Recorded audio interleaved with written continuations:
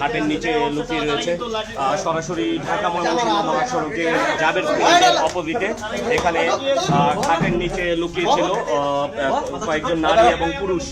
এখানে মহাসড়কের পাশে তারা কিন্তু দেহ ব্যবসায় সরাসরি জড়িত এবং এখানে একজন নারী খাটের নিচে লুকিয়ে আছে।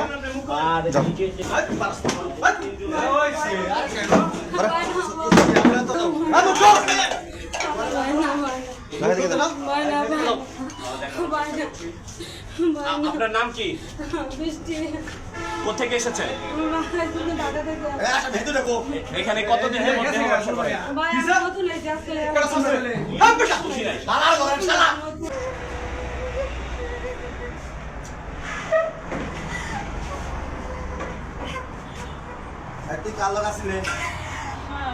আবার মুখ লাগাই রয়েছে।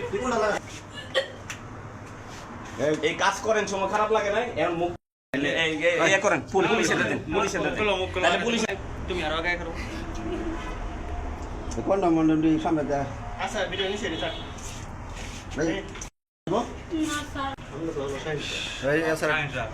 দর্শক, ঢাকা ময়মনসিংহ মহাসড়কে জাবের স্পিনিং এর অপোজিটে মহাসড়কের পাশেই পূর্ব পাশে